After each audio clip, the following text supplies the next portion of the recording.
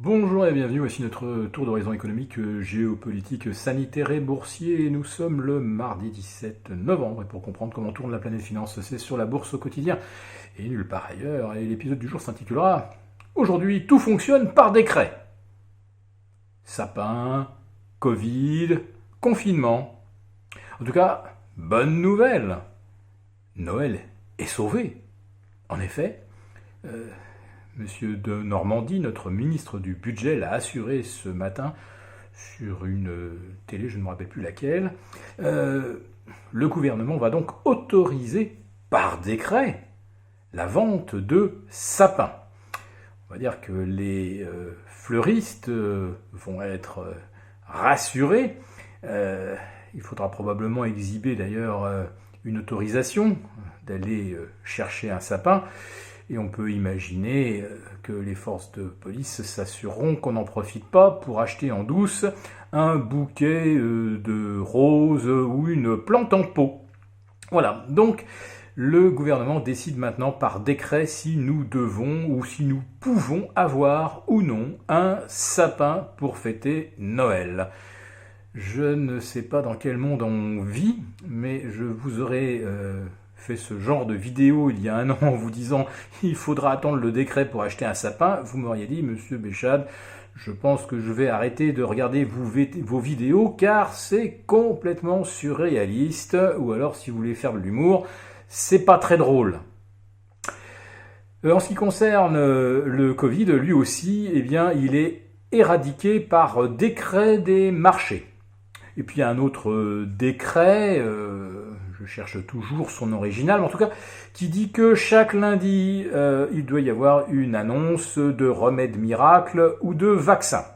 Donc il y a une semaine, c'était Pfizer qui annonçait un vaccin à 90% d'efficacité. Petit souci, mais qui n'a pas semblé du tout émouvoir les marchés, il est conditionné à moins 70 et doit être transporté dans les mêmes conditions. Autrement dit, il était littéralement inexploitable.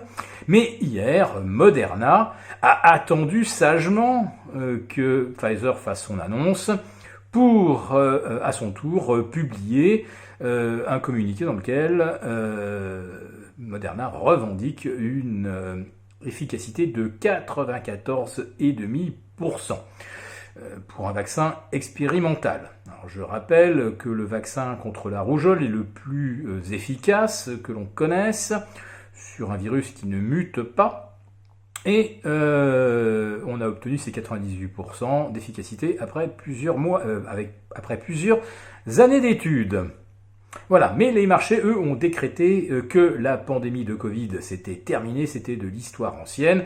Tournons-nous vers un avenir radieux où on pourra circuler librement dans les trains, dans les avions, peut-être en exhibant un certificat de vaccination. En tout cas, je ne le souhaite pas. Voilà. Et puis notre ministre de la Santé lui a décrété que les laboratoires allaient nous communiquer toutes les données sur les vaccins. Nous faisons entièrement confiance à la transparence des laboratoires, naturellement. Et qu'on saura donc si ces vaccins sont efficaces 2, 3 mois ou 2 ans. Très facile de déterminer si un vaccin est efficace durant 2 ans au bout de 5 mois. On n'arrête pas le progrès décidément. Bon, je vais revenir quand même au marché, puisqu'hier soir, le S&P a franchi la barre des 3006. Le Dow Jones s'est rapproché des 30 000 et en tout cas a effacé la précédente résistance des 29 550 qui datait du 12 février dernier.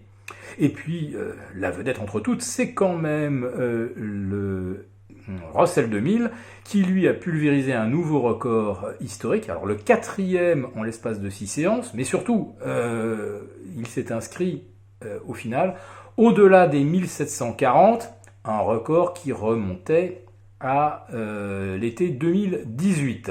En fait, le record de clôture a été battu par 3 fois, donc depuis le 9 novembre, mais en clôture, là, c'est la première fois que vraiment on s'éloigne de la résistance des 1740, puisque le Russell 2000 a fini à 1785, avec une marge donc de plus de 2% par rapport au précédent semestre, ce qui signifie que théoriquement, et d'après les chartistes, on a bien effacé la résistance. Bon, attendons un petit peu parce que on n'en est pas à un premier faux signal à la hausse ou à la baisse depuis un mois. Bon, c'est vrai que depuis un mois, on a plutôt eu des faux signaux à la baisse, et qui pourtant ont été, d'un point de vue technique, parfaitement valables. En ce qui concerne le CAC 40, eh bien lui, il a accroché les 5005 hier.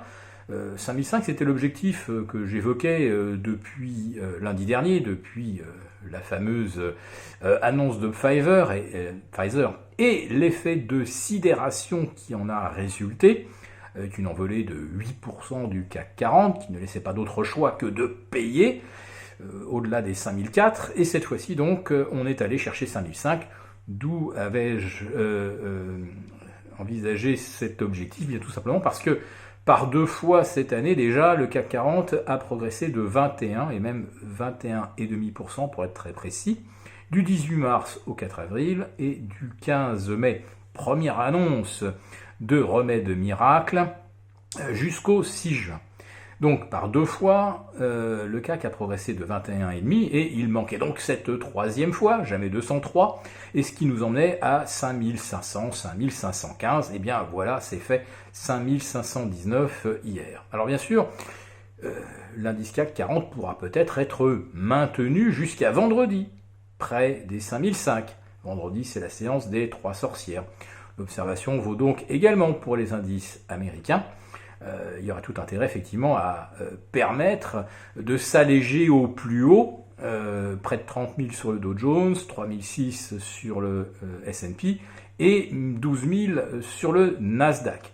Allez, encore 3 jours à tenir, c'est pas grand chose quand on a des moyens financiers illimités et qu'une partie de ces moyens provient directement des imprimantes de la Federal Reserve. On joue, comme on dit, sur du velours, d'autant que toutes les petites mains sont aujourd'hui à l'achat sur le marché.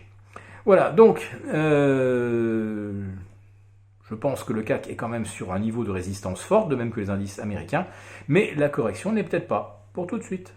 Si cette vidéo vous a plu, n'hésitez pas à nous mettre un pouce et rendez-vous demain pour notre prochaine quotidienne.